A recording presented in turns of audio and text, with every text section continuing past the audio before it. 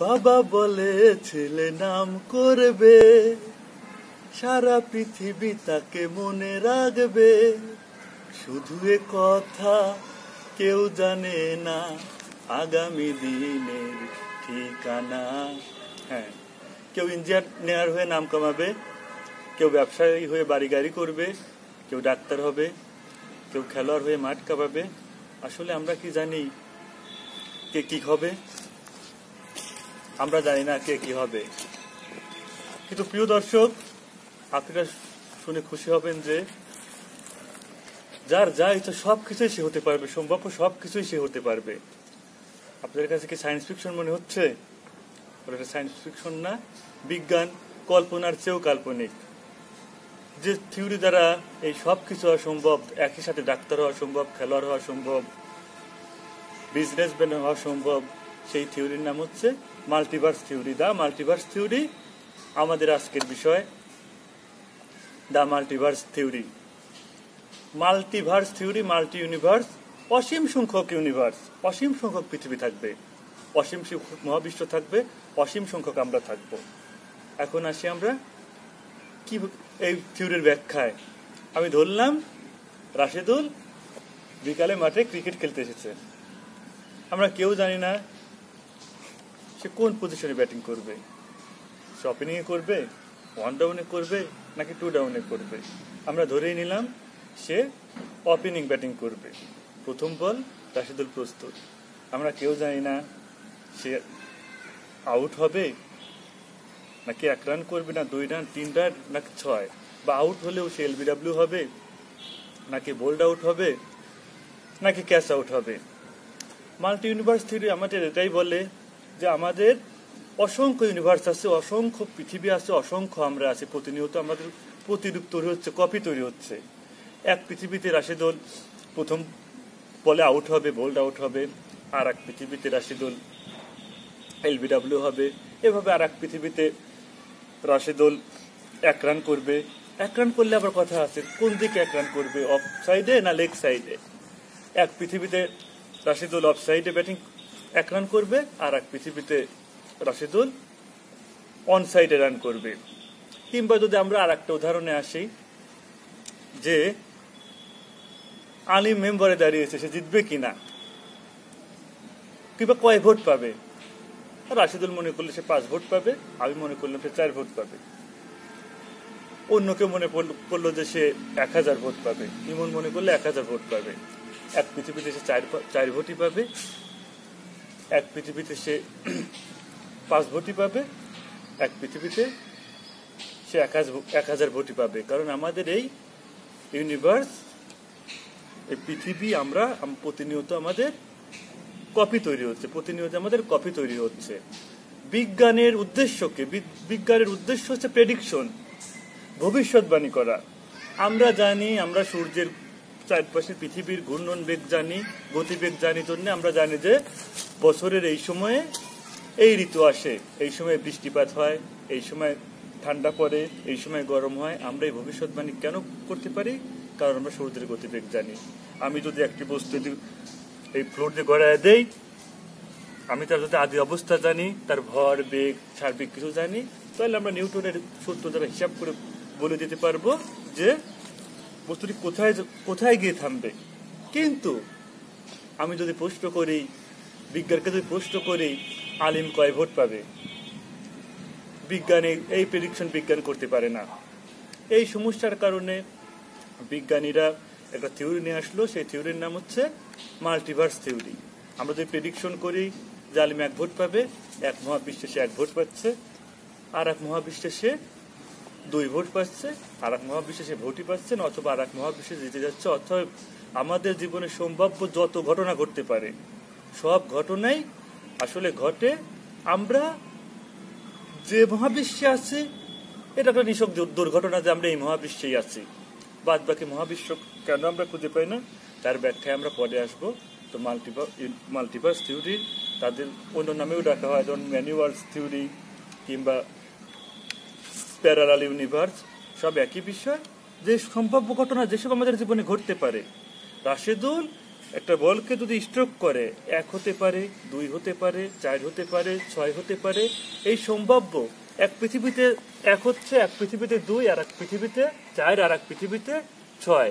এটাই হচ্ছে যে মাল্টিভার্স থিওরি, যে প্রতিনিয়ত আমাদের এই পৃথিবী প্রত্যেকটা ঘটনা খন্ড নদীকে ছড়িয়ে যাচ্ছে।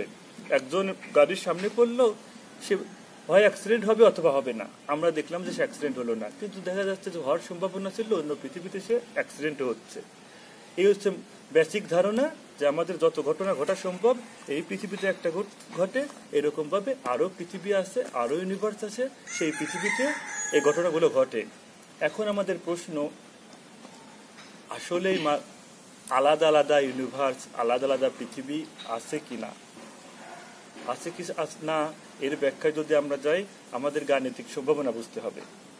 এখানে আমি নয়ন বসে আছি মাঝের চেয়ারে, আমার ডানে আছে রাশিদুল, আমার বামে আছে আলিম, এবং আমাদের যে ক্যামেরা নিয়ন্ত্রণ করতেছে আছে হচ্ছে ইমন। আমরা 4 জন এখানে বসে আছি। গণিতের ভাষায় একটা সেট, এই সেটের উপাদান হচ্ছে 4 জন, নয়ন, রাশিদুল, আলিম এবং ইমন। এবং এই সেটের আরো উপাদান আছে, 3টি চেয়ার, একটি ক্যামেরা স্ট্যান্ড, একটি মোবাইল ফোন।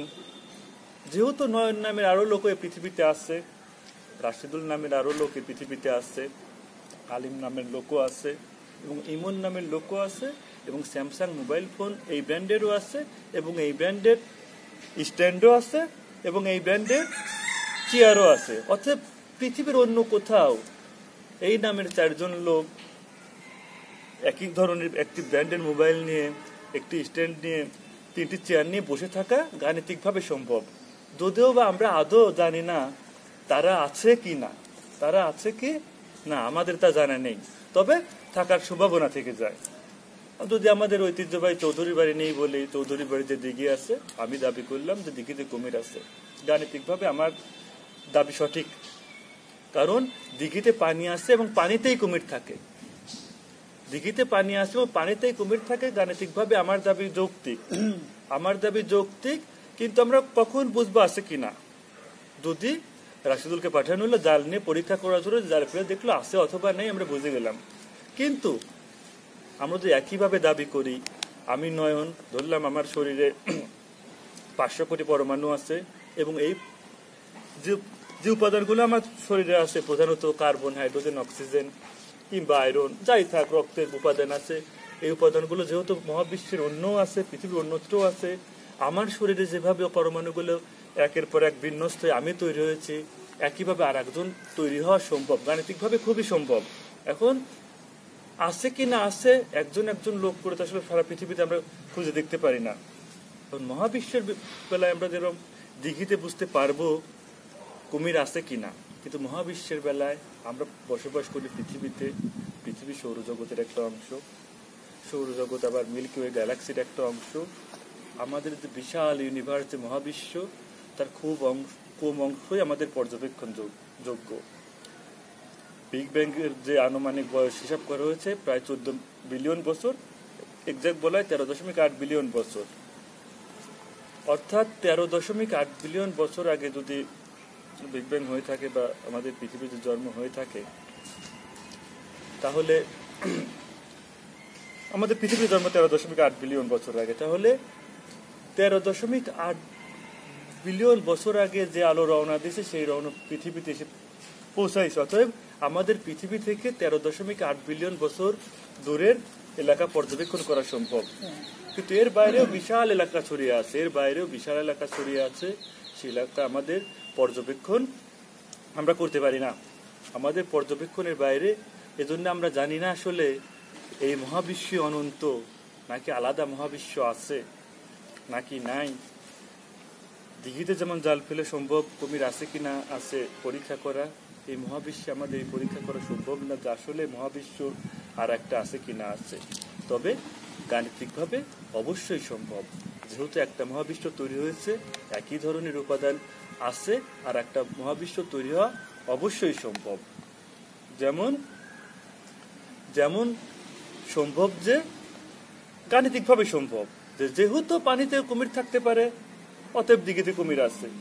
যেহেতু একটি ইউনিভার্স তৈরি হতে পারে, সেহেতু একাধিক ইউনিভার্সও তৈরি হতে পারে।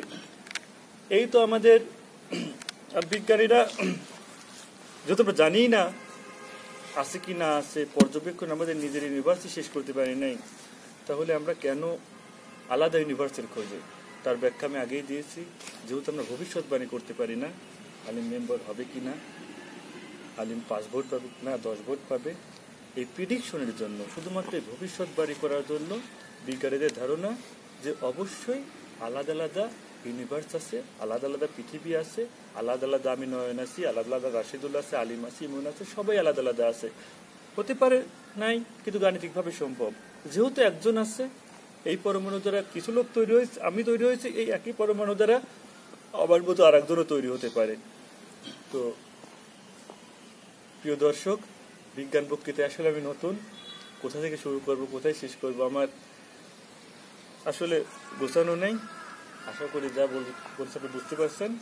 আর যদি আমার কোথাও ভুল হয়ে থাকে তাহলে অবশ্যই ধরিয়ে দেবেন। আর কোনো প্রশ্ন থাকলে, আমি যেহেতু ইউটিউব এবং ফেসবুকে 2 জায়গায় ভিডিও আপলোড করব, আপনারা কমেন্টের মাধ্যমে অবশ্যই জানিয়ে দেবেন। ধন্যবাদ। সবার সুস্বাস্থ্য কামনা করছি।